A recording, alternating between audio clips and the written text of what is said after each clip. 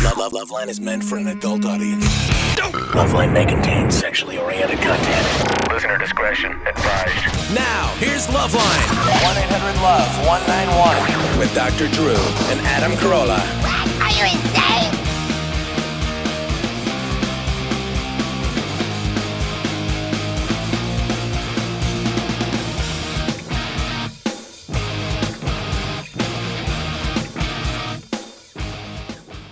Heavy on the blush or something, and it threw my spine out of alignment. And then, the humanity. You were signing autographs. Oh, my God. Oh, the humanity. You know what it's like, you guys listening at home. You're in that makeup chair, and let me tell you, that makeup chair, it's just a strip of canvas for your ass and one for your back. There's no lumbar support. And when you're in the makeup chair as much as I am, no lumbar rack? Absolutely no lumbar support in that chair at all. And then, you have a grueling day of signing autographs the following day. I mean, I know you can all sympathize. I'm a man of the people. So let's talk about Talk Soup, because that really disturbed me. All right. Well, anyway, back's been killing me the whole weekend. Here's what happened with Talk Soup. We went and did Talk Soup, I think, 2 weeks ago. Not quite 2 weeks ago, on a Wednesday, I believe it was. That was really one of the world's longest days for me. But we had a great time. Yeah. Met great staff. Well, I'm trying to explain it my own way. Okay, go ahead. I'll let you go. We did Talk Soup fairly early on a Wednesday morning. And, of course, whatever we do on the morning is always coming off of doing the show at night. So it's rough. We get home late. And I went from Talk Soup directly to Fox to rehearse Two Guys, a Girl, and the Pizza Place, and then directly from Fox to the Shine Awards, which I was actually sort of belligerent. Yes, you were. Yeah, That's right. I was in a bad mood that night. Yes. I was just strung out. I was so tired. You describe yourself as like one of those rainbird sprinklers, just spraying people with insults, just going around the room like a rainbird. Yeah, it was great. I gave everyone the finger, and I went in a circle. You. And I made the whole 360 pointing at everyone around me, telling them what was wrong with them. Scattered, ran to me, going, what is up with that guy? That is so unprofessional. You have him apologize to me right now. Really? Nobody said that. He owes me an apology. Oh, please, you're crappy publicist. Then you came around and apologized. Let me tell you something. Hey, don't get into it again. You're making amends. Let me just tell you something about this industry for 1 second. A bunch of crybabies. All right, Mr. People that don't do their job, and then when you yell at them to do their job, they start crying. Casting agents, publicists, they're all a bunch of pussies. You know why? Chicks and gays. That's the whole business. Listen, when I worked construction, if you screwed something up, the foreman was supposed to yell at you, and it was all right. They just yelled at you. What are you, stupid? What are you, some kind of numbnuts? Get the hell out of my sight. They just yell at you. You know why? You screwed up. You can't yell at anybody in this business. They start crying. All right, here's the deal. Don't get me sidetracked, Drew. I had a very long day. And we came here that night, we were talking about Talk Soup. And we said we had a good time, and we said everyone was nice, and we said it came out funny. I started complaining, though, that I'd asked a few people on at least, I'd say 4 occasions, to get rid of the teleprompter and just give us the beats. Times. Give us the time and the beats, meaning what clip were we rolling into? Was it Grandpa's going to become Grandma? Whatever it is, if you've seen the show, we needed to know what the topic was so we knew what we were talking about and tell us how much time we had to talk about it. 45 seconds, a minute and a half, whatever it was. I told 4 people that on 4 occasions. When we sat down to do it, we got none of that. But eventually, by the end of the show, let's say the last quarter of the show, they started telling us what the topics were and giving us the time. Yeah. So and then when we were done, they said, next time you guys come in, we'll just give you the topics and we'll give you the time. So I came in that night and I said, why is it that I tell 4 people before the show, 4 times, and we have to do the whole show with the full teleprompter that we're not reading, that's throwing us off, and no one's giving us the time? I'm not taking a shot at anybody over there. Well, maybe I am a little bit, but everyone was nice. We had a good time, and everyone worked with us and everything. I was just complaining as to why I had to ask a bunch of times, and it never really got done. Is that anything different than anywhere else you've ever? No. Nowhere. No. Secondly, you're tooting your own horn a little bit because when everybody acknowledge how brilliant you are for being able to not use a teleprompter. Okay, so let's just massage Adam for a second. Adam, you're brilliant, okay? Well, yeah. Feel good? Okay. Okay. All right. I'm embarrassed for you now. And let me say, that is a show we watch all the time. It's my wife's favorite show. Okay. I have this like watch and know all these guys sort of from the tube, and so to meet these guys, I had a good time. Yeah, I enjoyed them. I thought they seemed to be very. I thought Silk Stockings was your wife's favorite show. After that, now it's Femme Nikita. Oh my God! The woman needs to be reprogrammed. But listen, I thought they were delightful over there. I really did. They seemed to be sort of what we would like television to be. Wouldn't you say? They were laid back and they were nice, and the crew was nice, and the writers were nice, and everybody was nice. Not just nice, but you are not allowed to do what you did anywhere else. Yes. Right? Yes. All right. I had a long day. I got in here. I was basically bitching about the day, and I included that. Do you think you could apologize? No. So what's the problem? Well, what the problem was is John Henson came back from vacation. Australia. Heard that we were ragging on the crew, basically his people, and told some people, I know John Henson, not a good friend of his, but we're friendly. He told some people that I knew that he had a bone to pick with me, that he didn't like me ragging. It's always me, by the way, ragging on the crew and talking crap about these people, and they were all pissed off. Jimmy said he really pissed off. They're fans of this show. They like this show. But he won't do it, yeah. They listen to this show. That's right. He won't do this show. No, because he's afraid he'll lose his, Pontiac commercial. Exactly. So well, be that as it may. Look, I'm a fan of his. I'm a fan of his shows, and I think they're all. I want to apologize on Adam's behalf if he wanted to apologize, because think about it. You would not have been able to do that anywhere else. What do you mean? That's all we do on our show. Yeah, except on our own show. All right. Well, what other gig do we should have him on, and you guys should duke it out. That's right. That's what we should do. Should box with John Henson. No, I wanted to say to the cast, or the crew, I should say, that there's a misunderstanding. We had a good time over there, and no hard feelings. As far as apologizing, I apologize that you misinterpreted what I was saying. I mean, I still mean what I said. When I asked 4 people to get rid of the teleprompter, and they never did. Well, do I have to apologize for that? Huh? For being so... you apologized to everybody in the room that night when you were the Rainbird. Well, that's because everyone was freaking out. Okay. They deserve that, too, for Christ's sake. Sarah. Yes. You're 18. Yes. What's going on?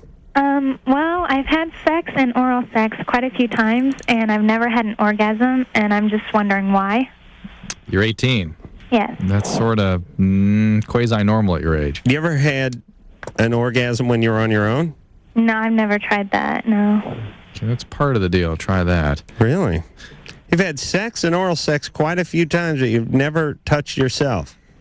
Well, not to the point that I could have. Yeah, I know you've probably brushed your privates at one point or another, whether it was putting in a tampon, wiping, or just scratching. But, I mean, have you ever had any prolonged contact with that area? No. Contact with intent? No. Any problems we should know about? No. Past traumas or anything that would prevent Not you at from being... all. All right. So you need to... First of all, you need to figure out how you work yourself. You really do. And you need to be able to communicate that to your boyfriend. Well, I don't think it'll work because he's done, everything, and nothing works. Is this one guy? Yes. It's a lot more difficult at your age than later on, I'll tell you that. And you should know that the emotional context in which you have your relationship has a lot to do with how you function. Being able to have intimate feelings, and that's hard at your age, to really have mature, intimate feelings, is what allows that biology to take place. And then understanding how your own body works. Without all that, it's not going to work. Why don't you try masturbating a little bit? Well, I just didn't think it would work. Well, again, you need to figure out those feelings that are associated with the normal functioning. Okay. All right? Just Yeah. don't be in a big hurry and don't think there's anything wrong with you because there isn't. Okay. All right, Sarah. Thank you. You'll be fine. Safe sex, birth control, etc. Yeah. Jamie, Yeah. you're 17. Yeah. I'm scared that I'm a bad influence on my boyfriend. Yeah. He always wanted to wait till he got married to have sex, and then we had sex, and he'd never smoked pot before he met me, and then when he met me he did, and he never drank before he met me, and then he started stealing stuff to buy other things. And skipping. He'd always swore he'd never jack a car before his 20th birthday. And I'm imagining something you said to me about one of your relatives where it's very straight-laced and then one of the hairs. Yeah, it's true. That one of those joke's not going to make sense to come on, it will. anybody who's listening. I didn't want to explain that. All right. Jamie, Yeah. why are you getting him to do all these things? Why is he stealing now? Well, he's stealing to buy pot and stuff. Really? Yeah. How much pot you guys going through? A little over an eighth a week. All right, so you got a mess on your hands here. Huh? You sort of activated something that was already there, Jamie. It's not as though you caused Well, it. who's smoking most of the weed? Together the same. I don't know. Sometimes it's me, sometimes it's him. Yeah. But you got a mess on your hands with him. Yeah. And you already know you had some stuff going on, right? Yeah. What went on in your life? What do you mean? What went on in your life? Anything? Well, when I was a kid, What happened? my dad was a major drug addict and my mom's an alcoholic. All right. That's a went. You know what I mean? Mm-hmm. That's what I say when I say what went on in your life. That Yeah. went. Right. And that's enough, Jamie. I mean, you guys are going to do what you're going to do, aren't you? Well, If yeah. you want to do something healthy, if you want to get better, if you're really concerned about him, if you really care about him, it really requires some commitment to something like a recovery program. I mean, there's really no other way of doing it unless you guys want to actually get some sort of formal professional intervention. But, I mean, there's 12-step stuff available for you out there in the community. If you really want to do something, connect with that. Are you guys seniors in high school? Or juniors. You could go together. I mean, this is a road. This is a slippery slope you're on. And things are going to get worse. The consequences are going to mount. It's kind of an important time in your life, too. I mean, I don't know. Are you planning to go to college? I'm not. Is he? Yes. This could screw that all up, right? Yeah. I mean, If I was his parents, I'd have you killed. Me? Yeah. That's what I'm going to do. I'm going to put hits on my kids' friends. yeah, but her boyfriend chose Jamie. Well, that's true. But as a good parent, I would still blame Jamie. That's right. But those parents were the ones that created Jamie's boyfriend. You know what I'm saying? Well, true. Well, I was just wondering if I should, dump him. And maybe that would help. Why don't you just become a better influence? That way you wouldn't have to dump him. I know it'd be hard for you, Jamie, because you had a really tough upbringing and a lot of heavy feelings, I'm sure, with that. But these things can be sources of strength if you get involved in the right kind of process, and that would be recovery. Otherwise, yeah, you might be doing him a great service by dumping him. Yes, you might. But I suspect he's already on a road that's going to slide downward rather rapidly. Maybe she leaves him, he gets more depressed, smokes more pot. Yeah. That's what I got to do. She just needs to be better influence on him. Why don't she just clean her act up, and then she can be a good influence on him? All right. All right. Corey, Hi. you're 22. Yeah. What's going on? Every time me and my boyfriend have sex, his penis is cut up. Is he circumcised? Yes, he is. What do you mean cut up? He has little scabs around, underneath his head. Do they hurt? Yeah, it hurts. Do you have anything? No. Nothing. No. Never had pain during intercourse? No. What was that? I don't know. What was that? Oh, I'm at work. Microwave? No, I'm at work. Oh, you're at work. What is that? I guess they're break alarm or something. Break alarm. Hold on a second. What the hell is wrong with our listeners? So what was that? Oh, I'm at work. You work? Where's that? Where's that? It's a break alarm. I don't know. It was a guess of the break alarm or something. Brake alarm? I have no idea what that means. Brake alarm. What is that? People think we have a little camera like mounted over their cubicle or something.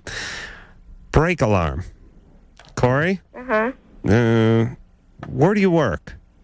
I work at Pilkington Aerospace. Oh, that would explain the brake alarm. What's a brake alarm? They're going on their break. I'm the guard, so I don't, Oh, yeah. See, you got to start listening, Drew. I thought she was going to tell you it was like a brakes ride in an aircraft, and the alarm goes off, lets them know that their simulated flight is aborted. I pictured her working at some sort of train depot or something. Oh, it's so great. That's why I love radio. Everyone gets to use their imagination. So you work. I had her in a flight simulator. You work security. Yes. Okay. And people are going on their break. Right. Okay. Now, what the hell was her question? Yeah, your boyfriend's penis gets cut up. Corey, either there's a couple of sort of common possibilities. One is that this is herpes, which is how common the herpes commonly presents. The other is this is just some sort of friction trauma to him. Does he wear a condom? No. Because certainly a severe latex allergy could also look like that.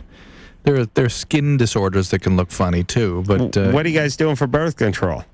I'm on the pill. Okay, he needs to. A doctor needs to look at it to see what it is. I can't assess these skin things. I can just sort of speculate for you. Maybe it's a lubrication problem. Okay. How's the lubrication going? Okay. It's fine? Yeah. Boy, do we got a weird job.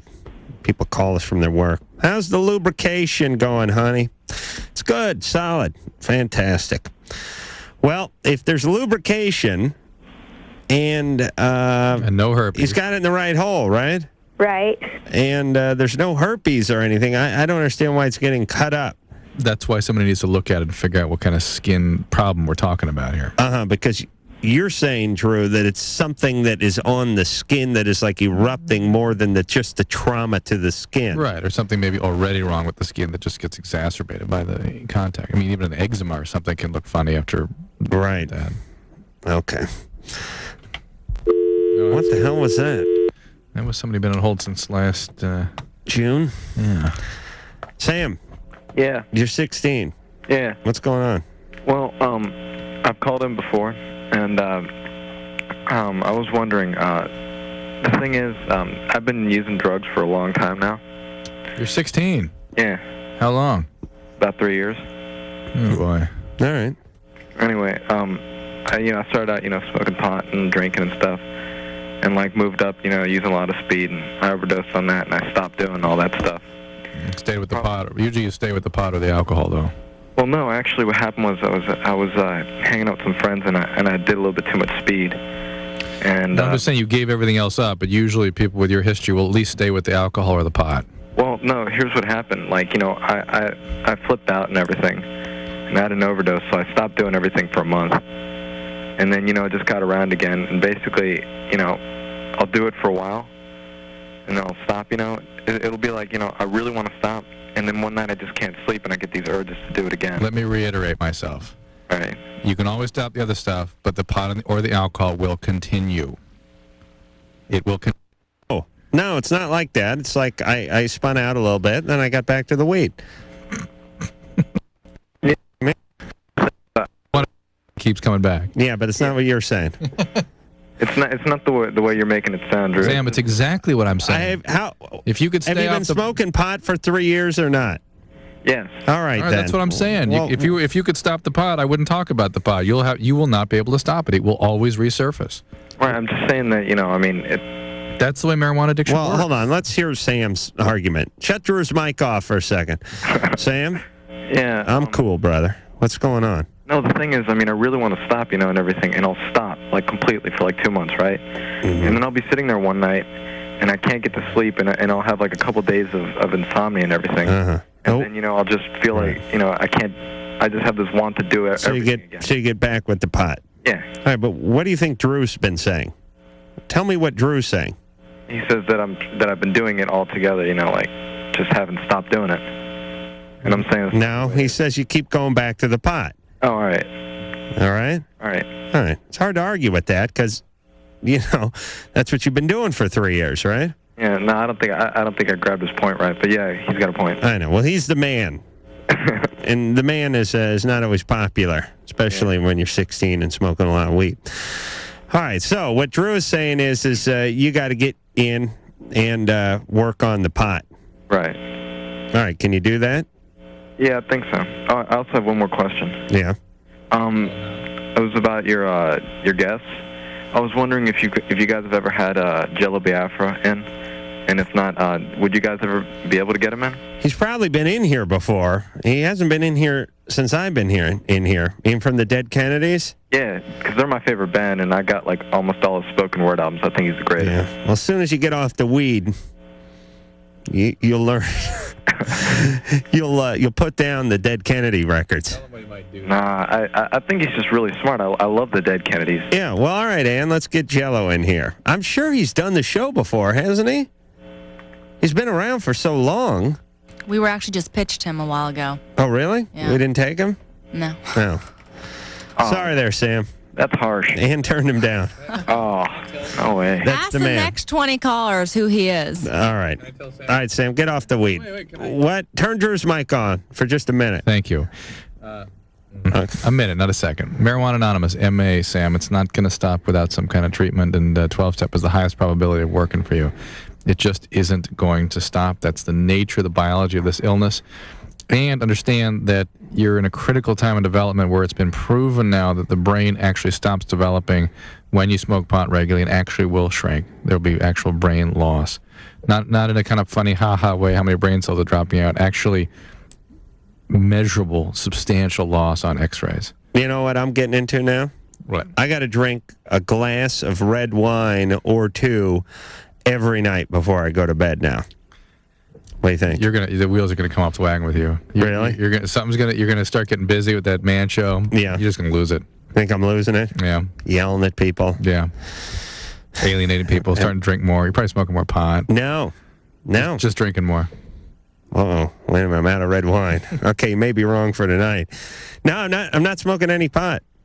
Glass of red wine when I get home. Man, it mellows me out. I can't go to bed when I get home. How many ounces in a glass? In one of my glasses? In one of the glasses you drink. It's one of those, those tumblers you get from 7-Eleven that had like Mike Piazza's picture on it. Big gulp? No, I have a wine glass, but it's not, it's 4 ounces? 6 ounces? 6 ounces. Let's see, what's this mug? 8 ounces? That's 8 easy. 8 easy? 10? Maybe 10. Let's say it's about 6-7 ounces. I'll have one, sometimes two of those before I go to bed. I can't unwind. I can't mellow out. Otherwise I just get home at 12:30 and I just sit there bug-eyed. And I think my natural calendar or clock would be to go to bed about 2:30 or 3. But I got so much going on the next day that I have to try to go to bed at 1:30, and I'm not normally tired at that time. Yeah. Yeah. What do you think? Slipping into alcoholism? I don't know if I can describe it that yet, but... well, it's not like I want it. I just need it. You're going to fall apart. All right. Mike, you got any, like, cooking sherry or anything over at your apartment? Because I don't... Some vanilla? I saw some mouthwash in the back. Can I rub that, and I can mix that with rubbing alcohol? I need something to take the edge off. I think I'm out of everything tonight. All right, we'll take ourselves a break. I'll talk to Drew confidentially off the air, and we'll be back. You have 5 seconds. LoveLine with Adam Carolla and Dr. Drew. 2. Back in a minute. 1. WEBN.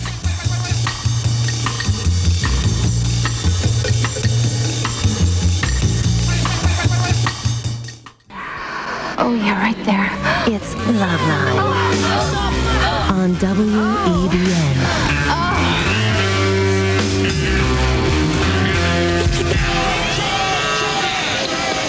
All right.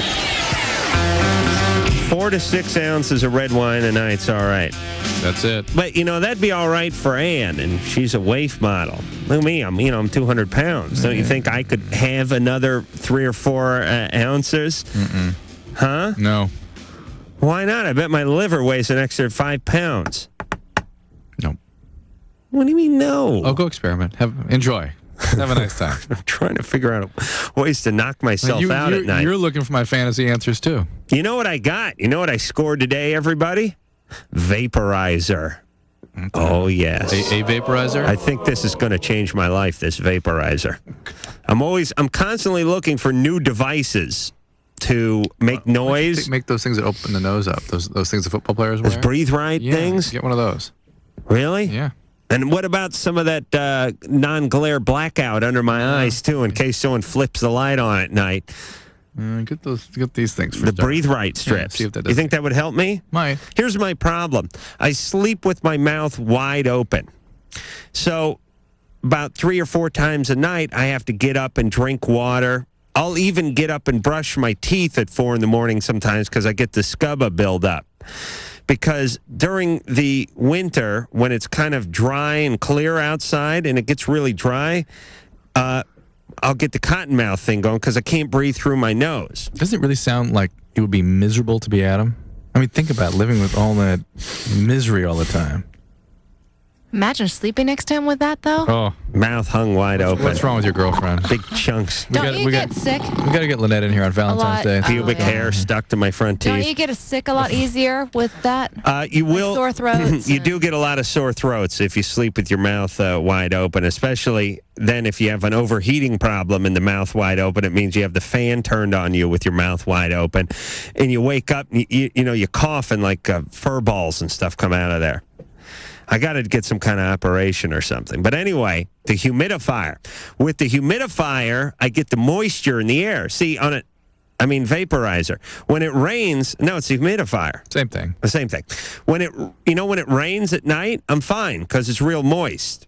There's high humidity in the air, and I can sleep with my mouth hung open all night. It doesn't bother me. When I was a kid, they thought I was stupid, I drooled a lot. And I get the noise making, too. Oh, yeah. All night. And that nice moist air blowing right into my trap. That's going to be good. That, a glass of red wine a night. It's going to be a big sleep night for me. Amanda. Yeah? You're 14. Yeah. What's going on? I kind of got involved with a really good friend of mine that I've known for like a few years.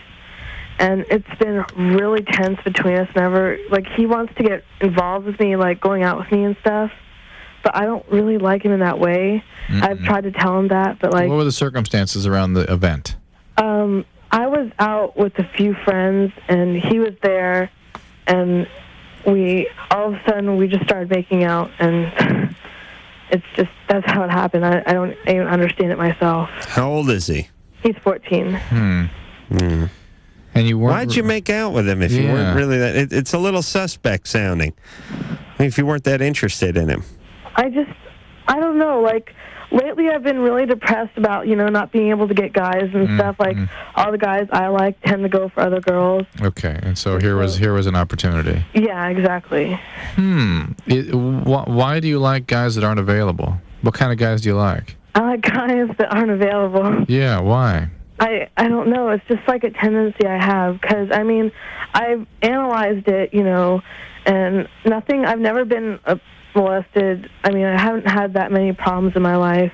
And I just tend to go for guys who either treat me bad or aren't into me. All right, hold on. I got to talk to Sherry, the phone screener. I thought we had the molestation policy on this show.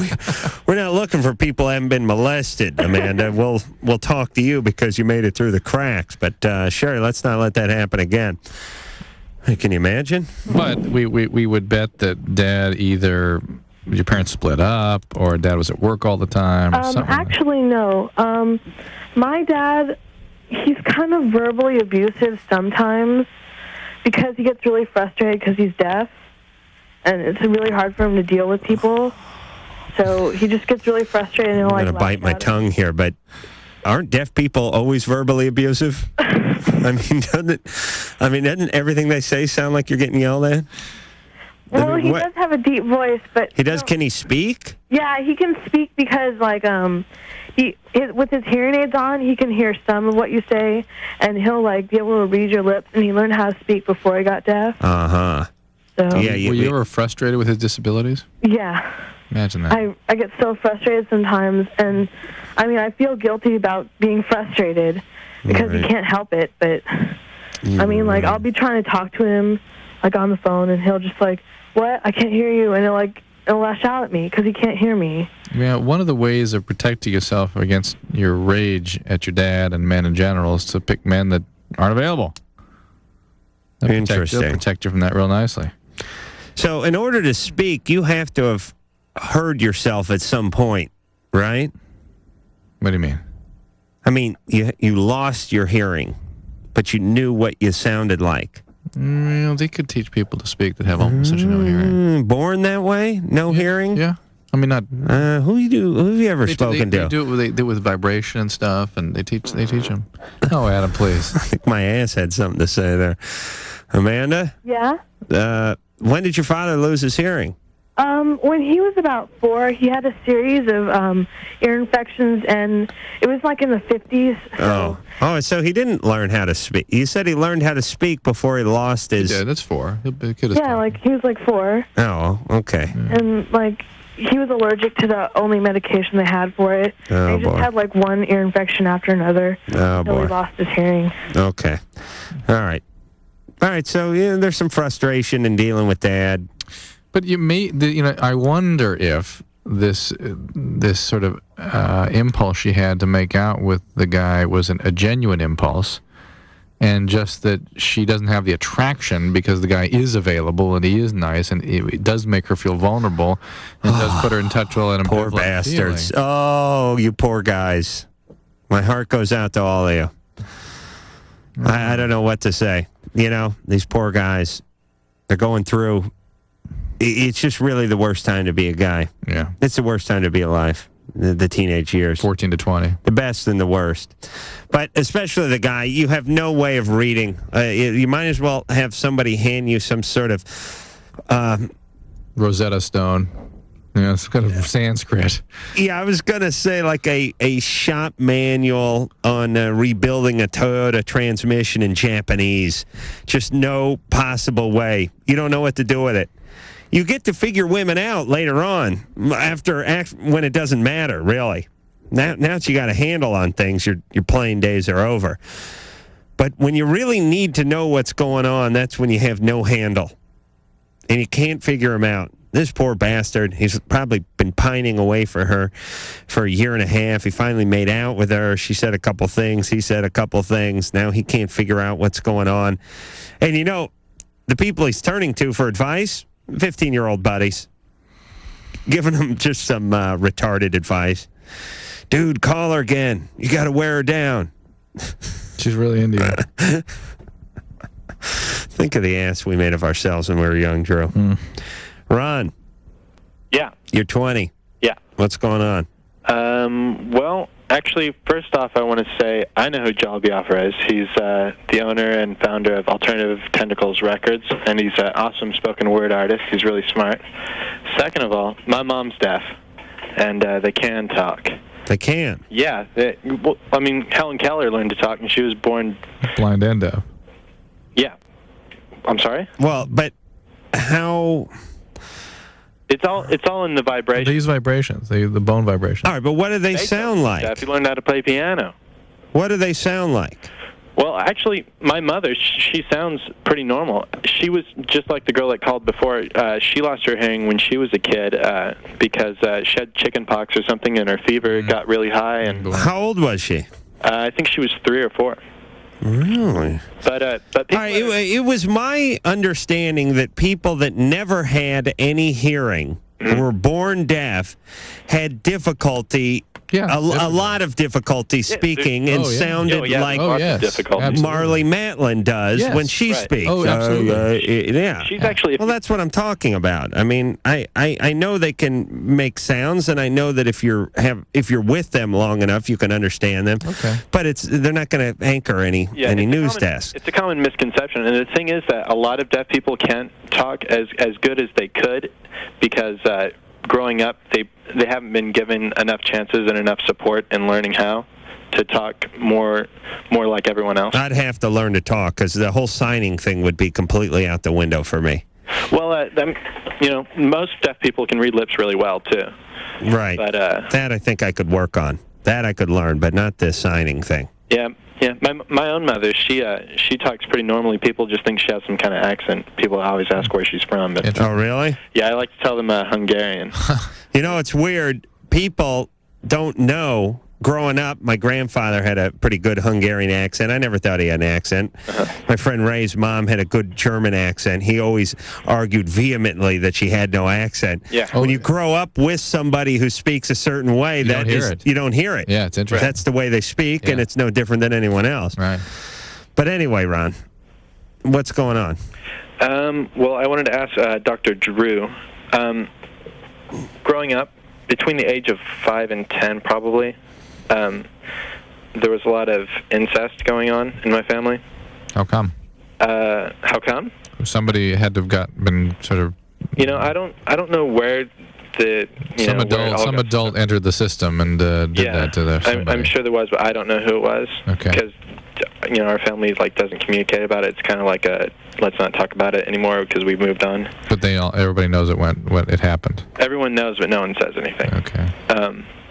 And it happened for about 5 years, literally in the closet. Who did it? Me and my siblings. How many siblings? Mutually. 3 brothers and a sister. How's the sister doing?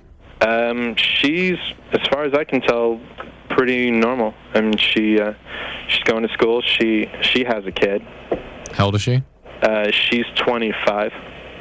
All right. How old are the other brothers? One's 23 and another one is 21. And, all right. So was she the oldest? Yeah. That's good. You'd hate to have the one girl be the youngest with the older brothers. Who started it, do you think? I don't know who started it. I think that maybe she started it. Yeah, because she's 5 years older than you. I think that she probably was molested by an older relative. Makes sense. Yeah. Makes sense. And, I even have... And it also involved was a cousin of mine. I have a really vague memory of being probably 6 or 7 and, waking up on top of my cousin, and my sister and my cousin were, molesting me. So what's the question? Just a second. Sorry. All right. He's at work? I guess he's at work. Hey, you think you could read incest if you said it? I mean, lip-wise? Watch me. Incest. I can't look at your mouth without cracking up. You'd probably think you said ancestor. I'd look at your mouth and just go, breathe. I'd see if you can read this. I'm a little gassy tonight. It's been a couple days. And listen, all you gays who call in and tell me how immature I am for farting, all I do is laugh harder. The more people make fun of me laughing at my own gas, the harder I laugh. You understand? It's that much more entertaining to me. So I welcome that response. I remember this, guys. I'm at work. Where are you working? I work at a gas station, but it's really slow, so I figured I'd be safe to do this. What are you inside the booth? I'm inside of a building. All right. What's your question, Ron? So I want to know. Is there any hope for me to have a normal, family in the future? I think there is. Well, there's hope. Drew, why do you... Well, it affects your ability to maintain boundaries, right, Ron? Yeah. Well, how's it manifesting itself in your... It's not manifesting itself, right now, but I'm worried, I don't want it. How have your relationships been so far? Horrible. Yeah. What did you say? Just a second, sorry. All right. This is the last time I saw it. All right, we're going to put you on hold anyway. We're running real late for break. Ann gets pissed off. What? I'll tell you what. I'll tell Ron. We'll talk to Ron when we come back. Yeah. Okay? Yeah. All right. You think he can hear us? Yeah. Okay. We'll be back. LoveLine. Be right back in a minute.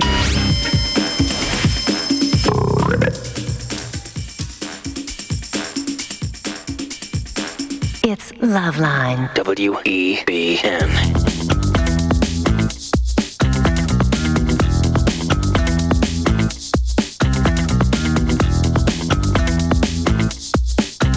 Yeah. Oh, Mike scared me. Oh, my back still kill me. Phone number 1-800-LOVE-191. All right. No. Oh, that's not the one? Hold. Oh, up top here? Go. Yeah. Ron? Yeah. All right. Did you send that patron on his way? Yeah, I did. Thanks. Where are you calling from? It's not Los Angeles, is it? No, it's not. No, I knew that. Not somebody sound like Ron. No, they don't have people like you at work at gas stations in Los Angeles. People like me? Yeah. People will speak to you. People who speak to you. People who speak English. Oh, yeah. And I didn't get held up either. Yeah. In Los Angeles, It's been 20 minutes. He's been on hold here. I mean, there is your Snickers bar. I hope you choke on it. Okay. Could I have some matches? No! They'd throw the change at you, but they got to slide it through the little gate, the little bucket at the bottom. Yeah, I hate that. All right, so, Ron, there was a lot of shenanigans.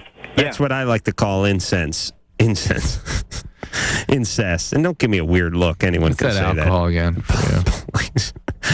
People are so cruel. I always love that. Like, if 3 or 4 people are sitting around eating and one person goes, yeah, I'll tell you, this incense is a scourge. I mean, incest.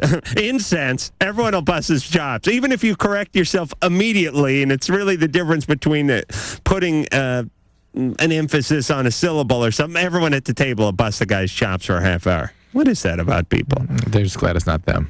That's what it is. All right. So anyway, But Ron's had there's a crappy- lot of shenanigans going on in this guy's troubled youth. He's had crappy relationships so far, and so there's something going on. But- well, there should be. But he sounds like a pretty together guy, and he's 20 and he's asking the right questions. He's working, he's asking the right questions, but can he make it without treatment is the question. And no, none of you can. I mean, he was going at the age of 6. They were all over him, other kids.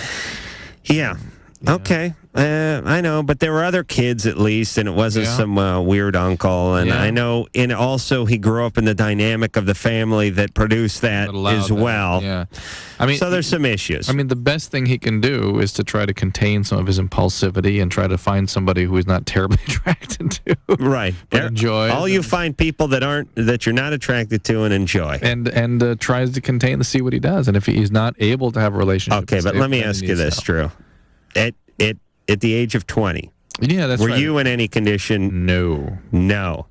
Even the famous Dr. Drew will admit that he was in no condition to have a relationship. That's right. And look at you. You come from relative sanity, some money. People sent you to school. There were clothes to wear and vacations to go on. There's education, and there wasn't any wholesale abuse going on. And even you at 20, and a higher than average, although marginally higher than average IQ, even you at 20 really were in no condition to have any kind of long-term, stable, important, give me a healthy relationship. 24 or 25. Yeah, and I'm the same way. So just imagine all the people that call this show that Daddy drank a little too much, Daddy beat a little too much, Daddy this, Daddy that, who are getting married and starting a family at 20. Hey, I'm telling you, the biology ain't there at 20. Not for the male. Okay, so Ron's 20. He's asking the right questions. He's holding down a job, even if it's graveyard, fine. You get a little therapy, take it slow. Things work their way out. Choices in his relationship. Don't get married. Roger. Don't get married. Yeah. You're 15. Yeah. First of all, guys, I want to say you guys are, awesome. Like, me and my girlfriend listen to you every night. Thanks. Cool. Yeah, my question was, yesterday, me and my girlfriend were, messing around, and I got, this, I just, jizzed in my pants, without her doing anything, direct stimulation. What do you say? He jizzed in his pants. Oh. Yeah, without her doing anything. What was she doing? Huh? Was she making any contact with the jizz hose? No. We were just, making out and... All right, well... what did it feel like for you? Just, it's kind of the same as, when I whack off. Yeah, all right. Wow. I wish I could do that. There are guys can do that. It's an issue of excitability, and some guys Man, I become always wish I could do that. Overwhelmingly stimulated, and that's that. I mean, it's something you're going to have to learn how to manage your own functioning as you get older, but there's nothing wrong with what happened, all right? So it's normal? Let me translate managing your own function. Going out on a hot date, shove a roll of paper towels down there, some napkins, or go ahead and plunge the bowl before you head out. Take some of the edge off. You know what I mean? Yeah. Like if you got a date with your girlfriend, give yourself a little servicing before you head out. Well, it's like never happened before, though, and like we've all right. done all this stuff before. It's all right. It's all right. All right. You're all right. All right. I mean, That's what good. do you think a wet dream is? Is just thinking about being stimulated. Yeah. It's good. When It's your body's good. It's going to come in handy when you're with those hookers later on in life. You know what I mean? Before the police walk in? Right. No, I see. I've never been with a hooker. Although I do count many of my old girlfriends as prostitutes, but technically not hookers. You know what I mean? Didn't work as a hooker. Not at the employed time as I a was hooker, dating. right. Not technically employed as a hooker at the time I was seeing them. Yeah. But the reason I would never be with a hooker is because I got to really focus before something comes out of there. I mean, I got to concentrate. And I can tell you right now that, on a box spring in an alley or in some hotel with some big guy named Stu standing at the door, knocking on it every 15 minutes, wanting to know if everything was okay, that kind of thing, couldn't do it. And how embarrassing after paying up just to have that stick with a flag come out and saying bang. I couldn't do it. You know what I'm saying? Yeah, I hear you. I have that. I have to focus. Can you do this? Let's go to break. Yeah. All right. How's the gas doing for you? I'm working on it. Drew ate some scallions yesterday, and that's kind of gassed him up a little bit. So there may be a battle going on here. Always makes me nervous. Drew's like one of these guys. He's like Superman in the sense that you're glad he's, for good, but don't piss him off because he could use those powers against you. When Superman would create a typhoon by blowing out of his mouth. Oh, yeah, when the Drew? powers of evil try to take him over. Drew can do the same thing, but not out of his mouth. So you don't want to cross him. I remember that in a limo in New York one day. Okay, we'll take a little break. When we come back, we'll talk to Melissa, who's 18, having second thoughts about having broken up with a cheater boyfriend. Oh, we'll straighten her out. LoveLine, Madam Carolla and Dr. Drew. Phone numbers 1-800-LOVE-191. We'll be right back.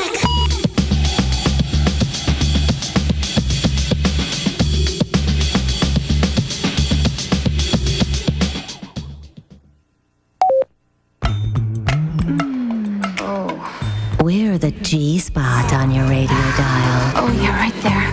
LoveLine on 102.7. WEBN, Cincinnati. It is LoveLine. I'm Adam Carolla. That is Dr. Drew. Phone number 1-800-LOVE-191. Okay. Yeah. We're going to New York on Wednesday to do Conan. God, that's right. Yes. And I didn't have anything to say about that other than that. We'll kind of keep you posted. To me, it's like, well, actually, politically incorrect is, I'm trying to think of sort of real shows we've done. Know what I mean? That Talk Soup thing was... Talk Soup. Let us be real. No, I mean real, real stations. Oh, you mean like, yeah. Official stuff. Right. You know what I mean? The View, we did that. Oh, The View, yeah, that was kind of official. Yeah. Although no one brings that up. Howie Mandel. Yeah, not really official. Oh, and he's daytime. Syndicated. Doesn't count. Syndicated. Right. You know what I mean? Yeah, got to be network. The problem with Drew and my career, we're kind of B and C level guests, So you talk to people and you tell them you've been doing all the shows and everything, and they go, you got to understand people aren't really experts who we talk to. And the first thing they want to know is, you done Leno? No. Letterman? No. Conan? No. Oh. What shows have you done? They're out of shows. Right. Oftentimes after 3. Politically incorrect, they'll get them. They go, oh, okay, I understand that. But Conan's kind of official. So that's pretty cool. And we'll keep you posted on that. Melissa, I think I'm doing the gay aptitude test on Conan. Just prune it down a little bit. All right, jackass. Melissa. Yes. Hi. Christ's sake. You got a lot of nerve. What's going on? Well, about a little over a year ago, me and my boyfriend of a year and a half broke up because he had cheated on me with a 15-year-old on his 18th birthday. And I kind of got revenge on him in a way, which was really, really bad of me. But You cheated with his best friend? No, actually did it with him and then told his girlfriend they cheated on me with. Oops. So Hold on a second. Okay. Did you understand that? Did he end up striking up a relationship with his 15-year-old? Yeah. So that became his girlfriend. Yeah. So Melissa got in with him again and then told the 15-year-old. Yeah. Oh, I see. Yeah. Okay, so he didn't cheat on you with this 15-year-old. He switched over. He dumped you and went off with her. No, he cheated on me. And then he dumped her. And then I dumped him to get back at him. And then he went on with this little 15-year-old. Right. Right, okay. So we quit talking in like December, and because that's when I told her. And then in July, I called him up and we started talking again, and all those old feelings rekindled and everything. And now I'm having a problem because we've stayed friends and we've been okay. We've kind of messed around a couple of times, but we've kind of stayed friends. And he's leaving next Monday. How old is he? He's leaving for what? He's in Marines? the Air Force? No, he's going to a job in another state. How old is he? He's 19 now.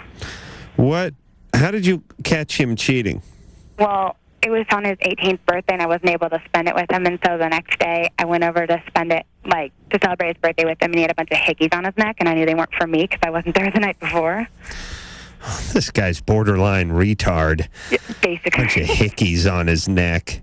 Yeah, at 18. What an idiot. What kind of job is he taking? Something to do with Christmas trees or something. Oh, okay. He's a migrant tree guy. These guys are really one notch above the homeless. What is it? You know, here's what they do. One of my buddies did this.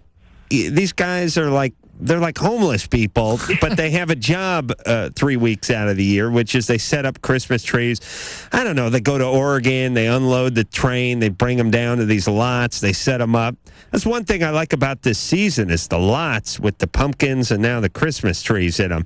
And the thing that's always weird to me is I drive through this city every day and never notice any vacant lots anywhere. And then all of a sudden, there's like a quarter mile of Christmas trees right in the middle of Ventura Boulevard. And I'm thinking, what'd they do? Level a parking garage or something? And no, there must be a lot there. Do you notice that, Drew? Yeah. There's all these lots, and you're thinking, how come I never noticed these lots before? And how come these lots aren't being sold? They're being used twice a year for Thanksgiving and Christmas, or they sort of Halloween and Christmas. I've noticed them as sort of vacant parking lots around like train stations that have been vacated. You know, there's sort of remnants of the transportation past in this city. No, but there's some big ones. There's one on Highland and Franklin by the Hollywood Bowl and stuff. But they're all right by the freeways. Yeah, they're all those. Everything's right by the freeway. Yeah, but they're all those plots of land. They're like dividers, anyway, on ramps and things. Listen, this guy, he might as well be joining the army. He has no job. He's going to set up Christmas trees. You want to know the bad thing? He's going down with the girl he cheated on me with, Dad. That's how he got the job. All right, and that one's the 15-year-old's dad is endorsing the relationship with this 19-year-old, and well, no, they're not together anymore. Even weirder. Let me tell you something. First off, this guy's going to smell like pine until March. I can guarantee you that. You handle enough pine sap, you're screwed. Your crotch is going to smell like pine. It's a little sticky. Some guy's going to want to hang it from his rear view.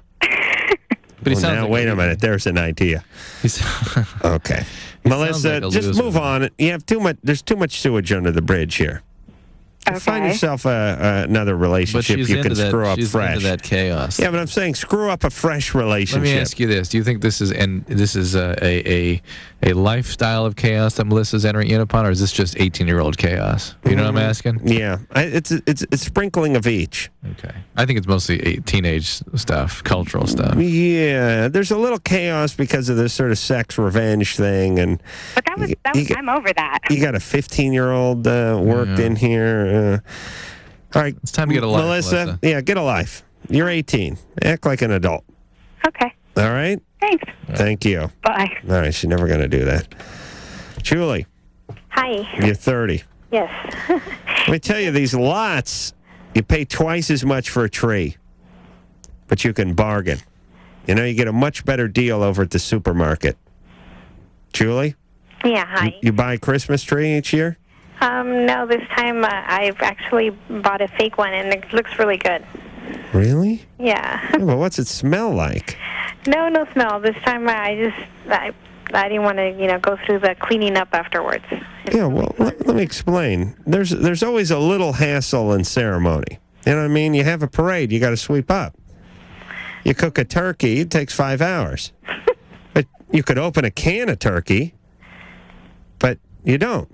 You got to get a real tree. Oh, and the cranberries. Wait till I launch into that cranberry tirade. And remind me to give everyone, all you losers out there, the cranberry recipe this year, so you don't open a can. You've given it every year, Adam. I'm sure there'll be no letting us down sometimes this I year. forget. No. Let me tell you how pathetic my family is. We have the world's, in front of my mother's house, she has the world's ugliest pine tree. Like, pine trees are generally majestic trees. This one looks like it got hit with some kind of radiation. It's brown and it's flat. And it grows. It's in no shape. It's not in the pine tree shape. It's like wider at the top than it is at the bottom. It's a disaster.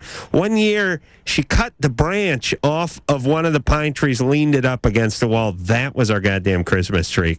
How pathetic can you get? Oh, no wonder I'm scarred. Julie? Hi. All right, so you got a fake Christmas tree. Mm-hmm. And what's your question? First, I want to say hello, and that I started listening to you guys 3 months ago. I discovered you guys, and it's really a good program. Thank you. Anyways, my question is there any way that a person can be helped to remember the past, like childhood, hypnosis, I don't know, anyway? Why? What's the situation here? I remember vaguely that when I was about 5 years old, my nieces, one was 3 and one was 2, we used to touch each other. And I'm wondering if that's normal behavior. Yeah, there's normal to have some touching. How far did it go? We would touch each other's vagina. But you weren't stimulating each other. I don't remember a lot. I just remember the bed, the sheets, and us touching each other. Yeah. And how have your relationships been to this point? Well, I'm married. Everything okay? And it's been good. Yeah, all right. We've been married for... really, I tell you, the thing that worries us most is this fake Christmas tree. That's a disturbed human. But I'd be even more surprised that my son made me put it up already. Oh, wow. 6 weeks early. But Julie, some of that is normal. Your childhood, otherwise you have decent memories of childhood?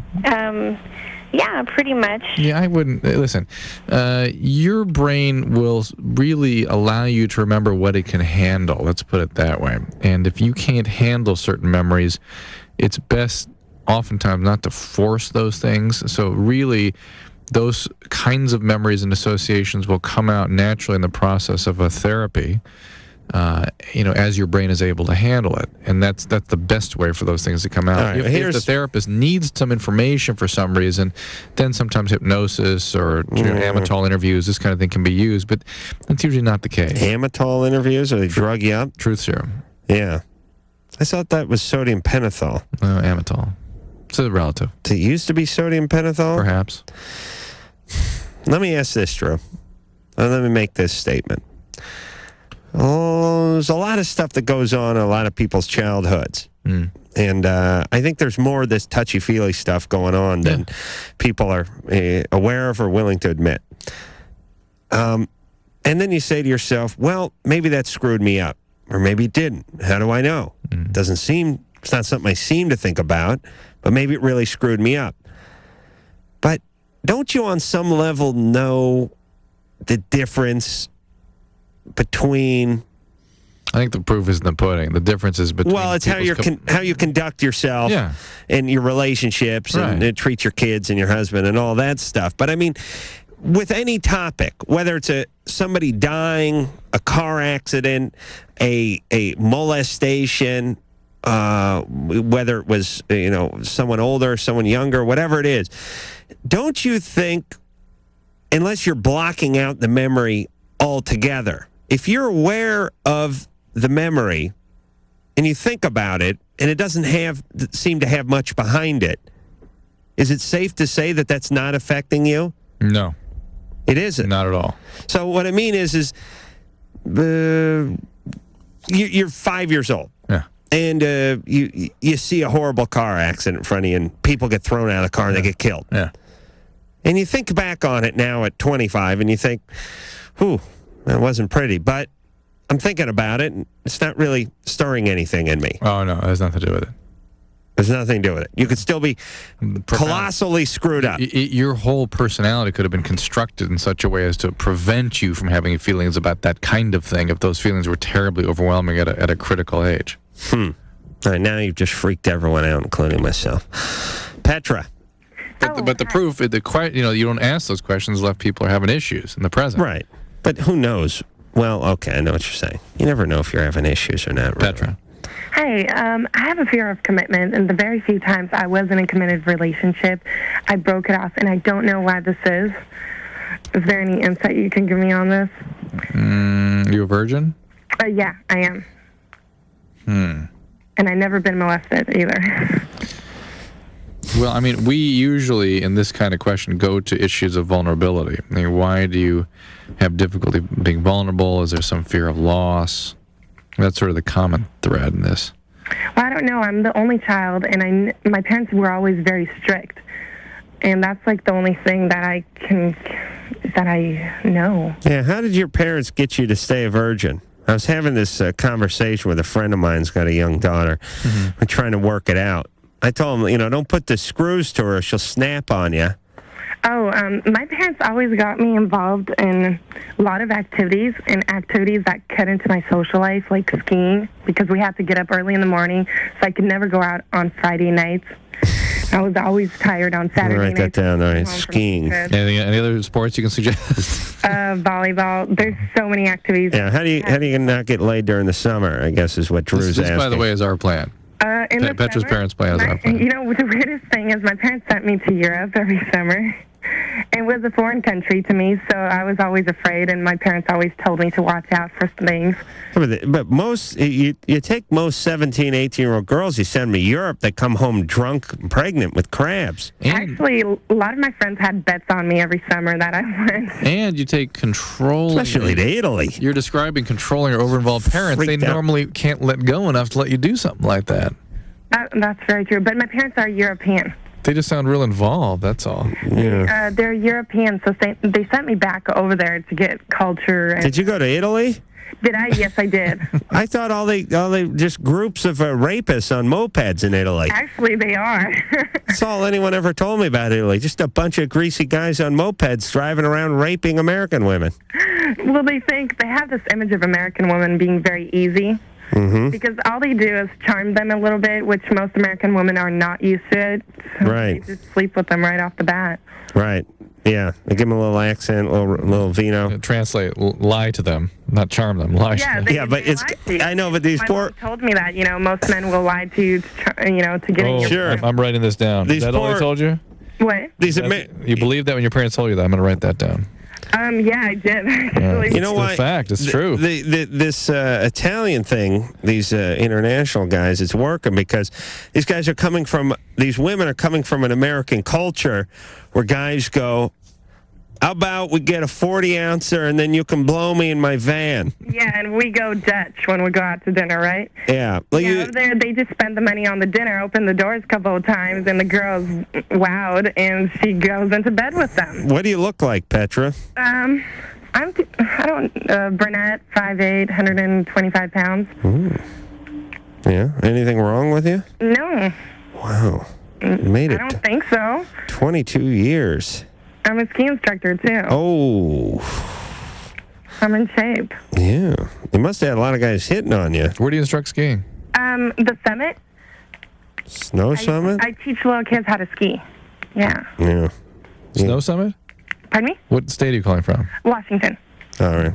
Yeah, Washington State. All right. So anyway, Petra, you ready to lose your virginity? I'll fly you out here. Well, no, I mean, I just don't know what the problem is with the commitment issue. I mean, I like certain people, and when I like them, they're not available, like you guys said before. I don't know if I attract unavailable guys, too. Well, guys, this is an interesting twist on an old theme for us. Guys your age are typically kind of unavailable. And if you're a really healthy person, you'd kind of pick up on that. I mean, it's not. Are you describing unavailable the way our typical caller means unavailable, which is abusive and dating for other people? No, definitely. You mean a guy that just can't maturely commit in a way that's meaningful to you? Yes, exactly. And by the time I think Petra's the healthiest human we've had call the show yet. Certainly the cleanest. All right. I don't know. She needs to date an older guy. Listen, she needs to date older guys. Yeah, she's very mature. She's been to Europe a few times. She's 22. Her name's Petra. An older guy could wait. You know what I mean? A 28-year-old could hang in. A 22-year-old. Well, he knows enough to know to hang in. Yeah. Like a trained dog. Do you agree with me? I mean, yeah, a trained dog doesn't shove its nose in the kibble sack when you're pouring it into the bowl. It knows it'll probably get a little more kibble if it just sits back for a 10 count while you dump it in there, and then it can bury its face in the bowl. We're pronouncing Petra healthy, are we not? Yes, we're pronouncing her healthy, and we're telling her not to worry about it because ski season is upon us. You'll be up there. But it's exactly what she doesn't want. She doesn't want the transient, the person that's not going to be available to her, the guy that's just up there. It's a local place. She'll meet some local guys. All right. Older guys. I'm not worried about it. Terry. I've never made that recommendation, by the way. Was he an older guy? Yeah. What's going on, Terry? Well, I suspect that my 8-year-old daughter possibly was sexually abused, and I'm just concerned if I take her to counseling, am I going to be bringing up something that she's trying to forget on purpose? Did we talk to you before? What are you pointing at? No, you haven't talked to me before. Okay. I understand what you're asking. How old is the daughter? 8 years old. I understand what you're asking. I don't want to be bringing up some memories for her that she blocked out possibly because... Yeah, but blocking out is what creates the pathology. And bringing them up is so that she can work them through in a way that's healthy. Your therapy is always painful. Why do you suspect she'd been molested?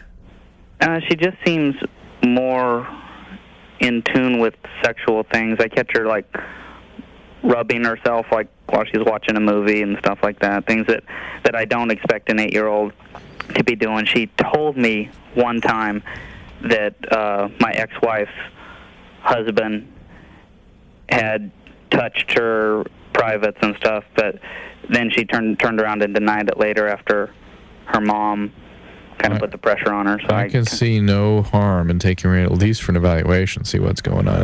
The fear of resurrecting unpleasant feelings is exactly the wrong idea. Yeah, I mean that's what keeps people in their pathology. It's the go get the book Road Less Traveled.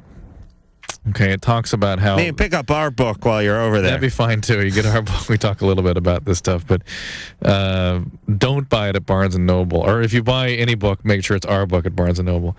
That's good. I'm so mad at them for... Why are you mad at them? They just the way they're treating the book. How do you know the way they're treating I've the heard book? About it. From who? Your wife? From Dell. What did Dell say? That they're unwilling to put it where it belongs. Dell's the publisher. And what is the deal? Do I got to launch on some sort of Barnes & Noble tirade? They're concerned with the content. Oh, please. They're a bookstore, for Christ's sake. They got books on... They probably have 500 books on Hitler, don't they? Oh, yeah. And they have another 500 of those junky Harlequin romance types where a bunch of heiresses are banging woodsmen, right? Yeah. So what the F do they care if they have our book somewhere where people can find it? It's so weird, It's amazing, and it's the same thing that TV does, you pathetic bastards. You're allowed to deal with provocative topicality as long as it's total BS. But the second it's put in a real context, you pussies all chicken out. You're scared to death. Meaning you can talk about incest... You can do whole mini-series on incest or rape or, extramarital affairs, whatever it is you want to do. But the second you do it in a real context, real people talking plainly about it, all of a sudden it becomes unsuitable. Right. It has to be in a fantasy context. Right. Which only massages all the misconceptions about it. Right. It allows it to continue. Yeah, where do you think Springer's book is? Yeah. Jackasses. All right, but listen, for Terry's daughter, go read The Road Less Traveled. It talks about the difficult road of health and how our brain tends to take the path of least resistance away from tough stuff, and really getting into and getting through tough stuff is what the road less traveled is. Yeah. I'm sure they got the Cindy Crawford workout calendar right up front, too. Next to Tyra Banks' thing and all that. Listen, who was it, Barnes & Noble? Yeah. You jackasses. You think, you know what? People buy those calendars to jack off. What do you think? They're getting workout tips from the Cindy Crawford calendar? That is just, you might as well call that the Cindy Crawford jack-off calendar. 15 months a year, by the way. It's going to be great one day when calendars get up to like 3.5 years. It's no longer the 12-month calendar. The 13-month, now that they get up to like 15 months, they'll be up to 18 months soon. Soon you'll just buy one calendar. That'll be it. You can jack off to Cindy Crawford for the rest of your life. And always know what day it is when you're jacking off. Let's go to break. Jack-offs. LoveLine with Adam Carolla and Dr. Drew. The phone number's 1-800-LOVE-191. We'll be right back. WEBN.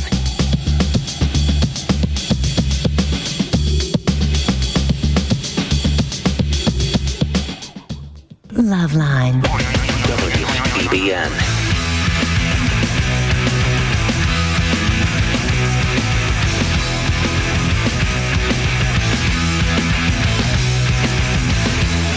Hey. So LoveLine. I'm Adam Carolla. That's Dr. Drew. I'm just talking about shaving. Oh.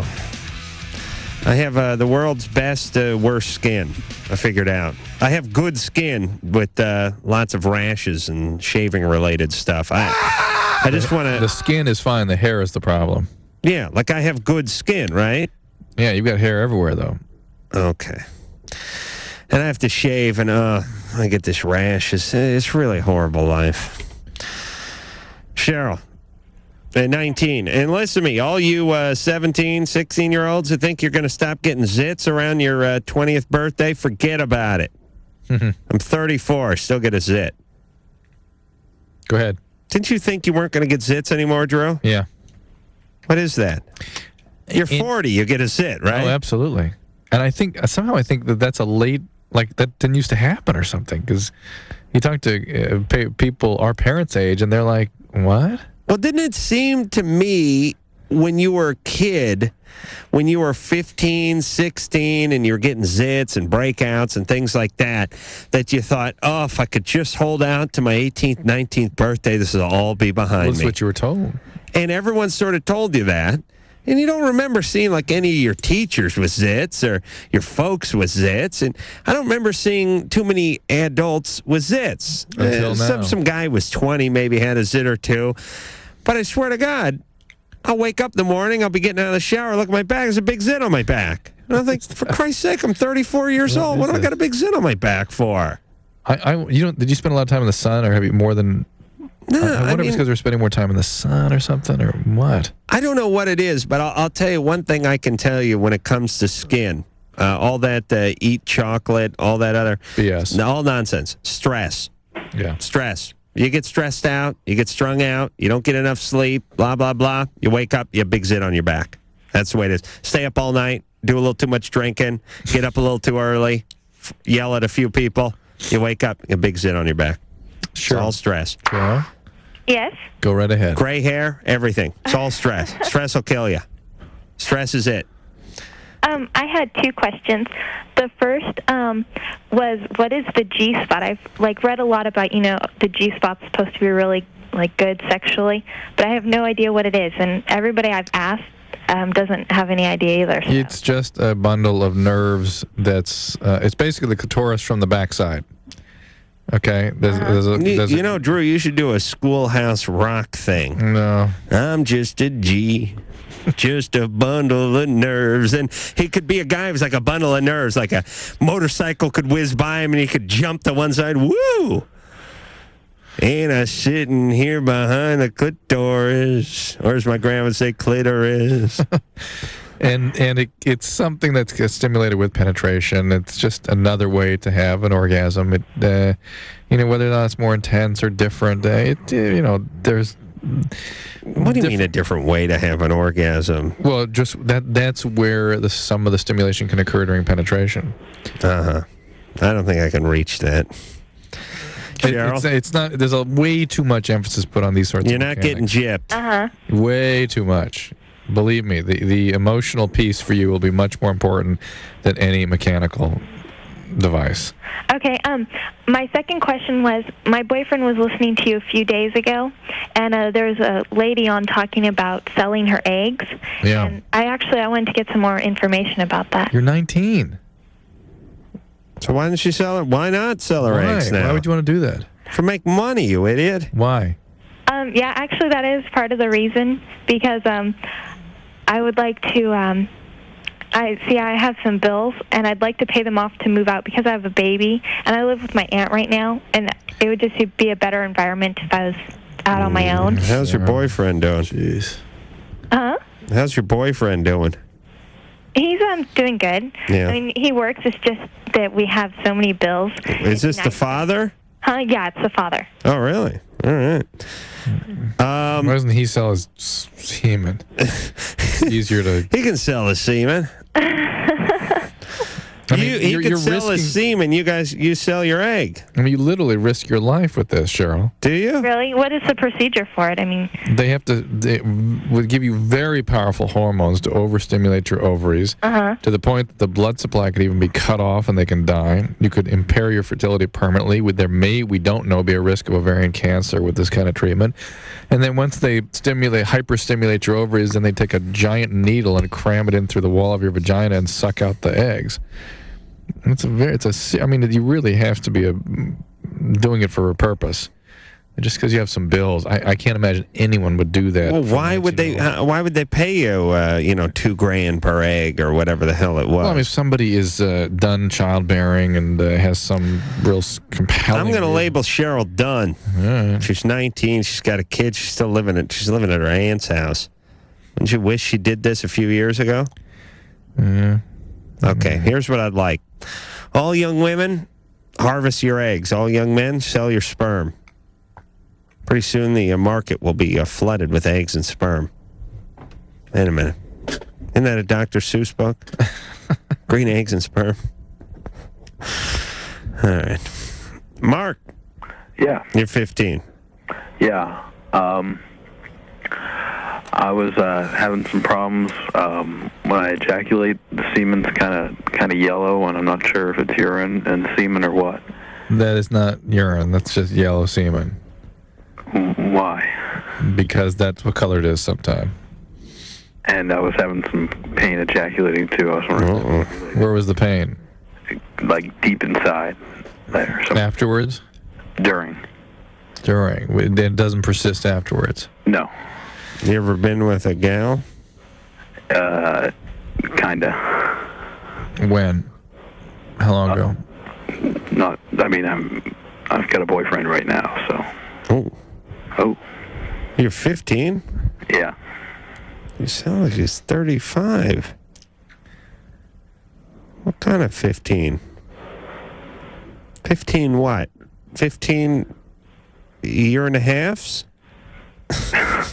Excuse me? You can't be 15. Why? What year were you born? 1983. Mm-hmm. But you have boyfriends and girlfriends. He's 15. Let's take your word. Take his word for it. Boyfriend and girlfriends. What's up with that? Got a boyfriend. But you got both. You've had a girlfriend. I've got a boyfriend. That's all. When did you realize you were gay? A couple years ago, maybe. And you had a girlfriend then, or? No, I didn't. You were just trying to you're trying to cling to some heterosexual notions? Well, who isn't? What grade are you in? 10th. Wow. How old's your boyfriend? Your boyfriend can't be 15. He's 16. Wow. Does he go to the same school? Yeah. Do people know about you guys? Some do. Really? What's wrong with that? I'm just saying, it's listen, I got called Brillo Head. I wasn't even blowing anybody. Do you know what I'm saying? Right. I mean, you take a ribbing in high school for whatever it is you do. Yeah. Whatever it is you do, you'll take a ribbing. And if that involves another guy, there's a little extra ribbing going on. Are you people taking shots at you? Not yet. Really? Are you practicing safe sex? Yeah. Okay, so it's not as though you get exposed to something.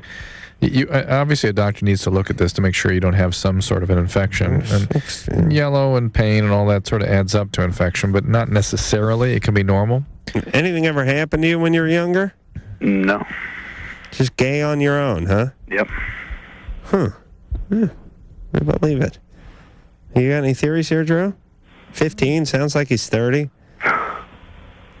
Yeah? He's not going to be forthcoming with anything, I'll tell you that. Where are your folks? They're both home. I got two parents. Do they know about it? No, not yet. When are you going to tell them? I don't know. Yeah, see, that's good. Yeah, that's good. All right, that's healthy. All right, hold off on that a little bit. Okay. All right. Go to the doctor, though. See what's up here. It may well be nothing. It is definitely not urine, I'll tell you that, okay? Okay. All right. All right, there, Mark. Never talked to a 15-year-old. He did sound 35, I agree with that. It sounded like Robert Stack. He's 15. I was scared he's going to come over here and kick both our asses. That's why I went a little light on him. Mike. Yeah. You're 18. Yeah, I'm 18. What the deal is my mom was 18 when she got married, and she had me when she was 19. Can you imagine that, Mike, having a kid? Yeah, really. I was thinking about that, and I can not see myself married right now. Good. Anyway, what the deal is, about 9 years later, she had my little brother with some guy that she wasn't married to. And then she got married in, like, 1990. And my little brother, all this time, he's been thinking that his stepdad is actually his biological father. How old was he when he met the stepdad? Like 1.5. All right. Or how old is he now? He's 9 now. You let your parents handle this till he's at least 20. Really? Do not get involved with it. Talk to your parents about it. I did. I talked to my mom because, like, I think he should know, you know? Well, do you not? Oh, he's a little pissed off that there's a little somebody, Jenna here. Yeah. No, I love my brother. I know you love your brother. What about your mom? Oh, me and my mom are really close. Yeah. What about stepdad? The stepdad she's married to now? Yes. We never really got along. Yeah, there we go. Like, we don't really speak that much, but when we Right. do, everything's friendly. Yeah, you're but pissed. It's time to bust a little balls here. Right? Don't go down that road. Don't? No. That's your stuff, Mike. That's not in your brother's best interest. You let your parents be the captains of that ship. Well, 'cause, I didn't even find out who my biological father was till like 2 years ago. Yeah. And you were pissed. I was kind of I'm kind of pissed at him because. Well, yeah, but you're really pissed at your mom, aren't you? I mean, she's the one. The only one he's got to go after right now. But mom is sort of the common thread here, isn't she? I mean, she's the one who's sort of carrying on this way. Well, it's a lot of like odd coincidences that really put together this whole little story. I mean, like my biological father, he like got into drugs like when they got married. It's not a coincidence, Mike. Not a coincidence. No, your mom chose your the mom. addicts. Your mom's made a few bad decisions in her. She chose her dad. In her day. Her dad or mom was probably an addict or alcoholic. Her dad was an alcoholic. Okay, how did I know that? A coincidence? Maybe not. No, maybe not. All right, so Mike, you have some issues and you have some momentum. Don't foist it upon your 9-year-old brother. Yeah, it's time for you to get on, go to college, go to home, establish a life. Let your brother grow up in his home with his parents, doing their parenting the way they see fit. When you're both adults, sit down and talk to them face to face. That's fine. Very good. LoveLine, Adam Carolla and Dr. Drew. Phone numbers 1-800-LOVE-191. We'll be right back. Suck on this. LoveLine. All of my most sensitive areas were inflamed. Oh, yeah, it's a good one. WEBN.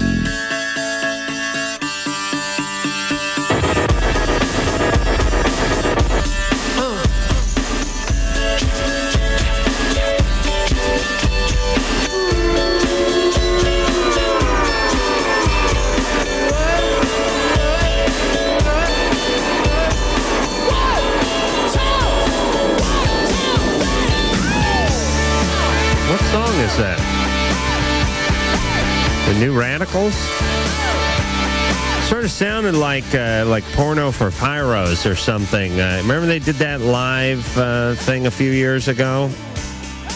Yeah. You want to say something, Mike? Yeah, I got the album here about 2 or 3 weeks ago, and I've listened to nothing but this. Oh, really? It's great. Yeah.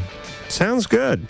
Yeah, I guess, I don't know. Like I said, they don't work enough of that 1, 2, 1, 2, 3 in the beginning of songs. Something you can yell out when you're driving. Where were we, Drew? Talking to Julie. Julie. Julie?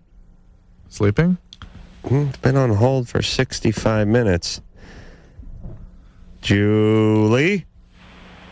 Oh, I hear her sleeping. Sherry can wake her.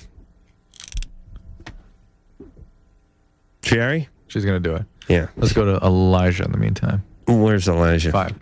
Yeah. Elijah. Hey, hey guys. I got a problem. I would just like to tell you guys. I've been best friends with this kid for 5 years, and he's all right and everything. And through a mutual friend of ours, she's like a third best friend to us. She told me that he was gay, and I can't accept that because I'm Christian, and she is Christian too. And she tried to convert him and try to talk to him, but he just stuck on the fact that that's what he is and that's how he's going to stay. So well, that's the reality of that orientation. That it's not something you can convert somebody out of. I mean, I know obviously you probably read that Newsweek article about people sort of learning to live heterosexual lifestyles and whatnot, and there is a growing movement afoot that is largely a religious community-based movement to help people live a heterosexual lifestyle who are gay. Mm-hmm. In the medical communities, that's not a mainstream notion that you could convert somebody, that you could pathologize sexual orientation. I mean, even Adam here, who has observed at least our callers, a lot of them develop ambivalence or same-sex orientation because of trauma, knows that regardless of how you get there, you're there. Would you say? Once you arrive in Penisville, you're there. You're there. Yeah, there's not really a lot you can do to talk people out of it. This is, by the way, why I want sexual predators destroyed. I use the word destroy like I'd use it toward an animal.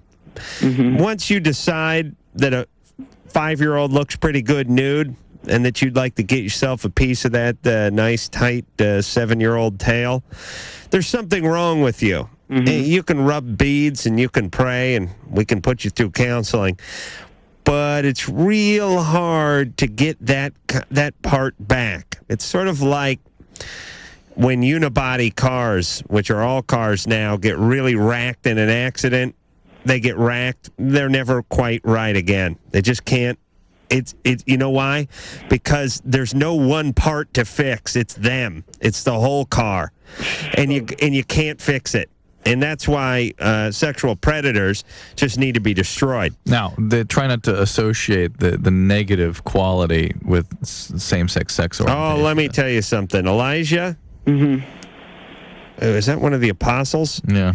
Yeah, actually, I got named after the Bible, so there's no way I can help him then. No. Am I morally right for doing this, though, because of... No. I think rejecting somebody in need would not be considered a moral right. Well, no. How about morally right for not doing anything? Oh, you know what I mean? Mm-hmm. Is there a logical explanation why he's like this? Is there... Yeah, there's different reasons, and nobody knows completely why this happens. Well, once in a while, a gopher snake comes out with 2 heads. You know, do you think God planned on it? Sometimes it's a complication. It's a biology. Sometimes it is life experience. Sometimes it's hard to put together exactly. It's accumulation of a couple. It could be one of a few things. But the point is, Elijah, is that's the way they are, and you're going to have a real difficult life if you try to fix or correct or change people who are the way they are. Mm-hmm. God spoke to me the other night, and he told me he had a plan for you, which was don't get anyone pregnant and finish college. Just focus on that. And, he's all right. Unless his friend is confused, has confusion, and then the most important thing to do is to tell him just to contain his impulses until he figures out who he in fact is. Let me straighten out a lot of the religious folks that are listening to the show. because I want the same thing they do. I want peace and love and understanding. Here's the deal, you religious folk. You're going about it the wrong way. Shooting abortion clinic doctors, protesting in front of abortion clinics, trying to convert gay men into straight men. You're creating more problems. Do you understand? We need less people, not more people.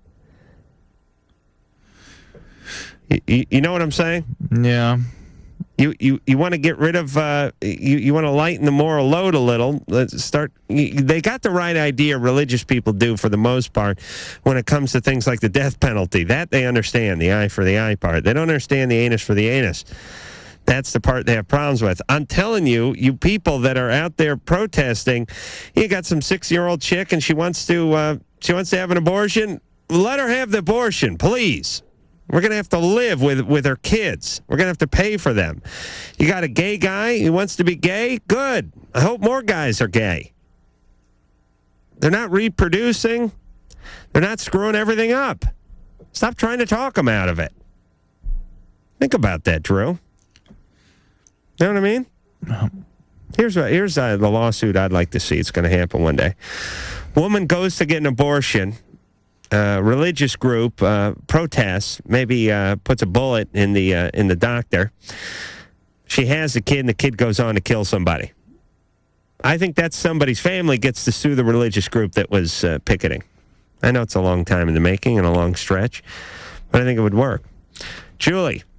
Hi. You're 26. Yeah. What's going on? I have a 4-year-old daughter, joint custody, and so she goes back and forth between her dad and I a lot. Then I got pregnant from someone else, and we don't agree on any way to tell her how this baby's going to get to stay home with mommy, and she doesn't. Who's we? Me and my ex-husband. And where is the father of this baby? We live about 5 hours apart. So she's going to have custody with somebody else in another part of the town?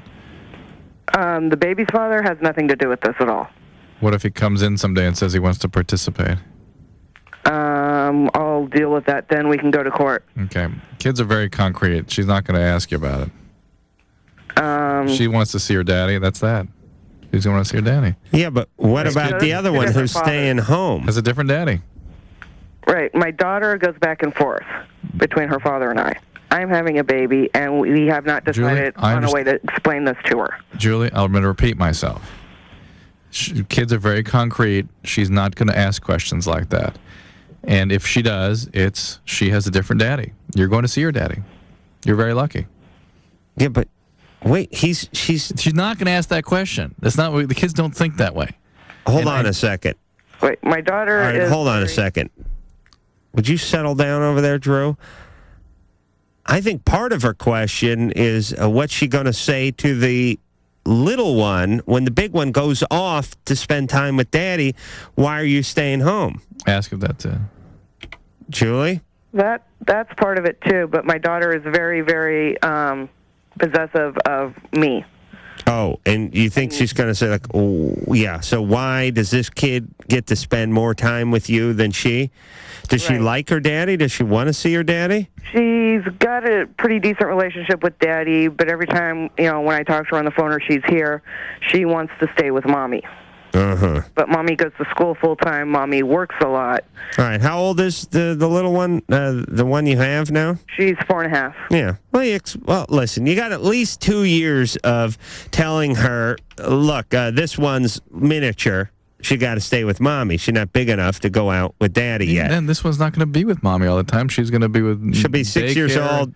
She'll be with Uncle Lou. Yeah, Julie. The other one's lucky she has a daddy. She gets to go spend time with. Right. It's going to be an entirely different. The little one's the one that's going to have the jealousies, and it's going to be a long way off from now. Right. And listen, here's the thing about kids.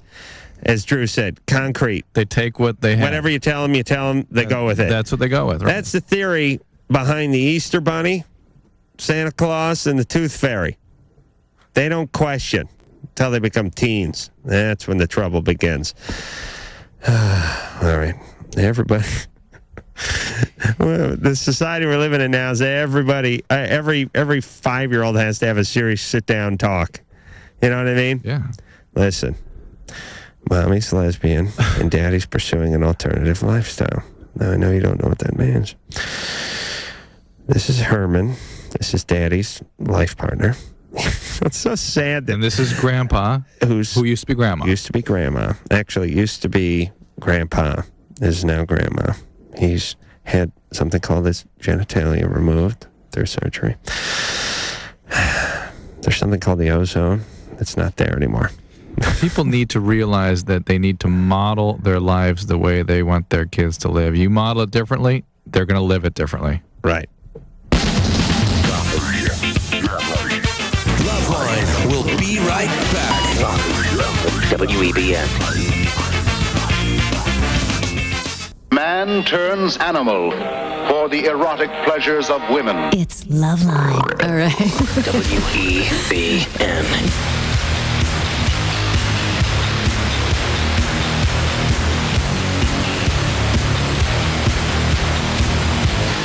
Things you learn.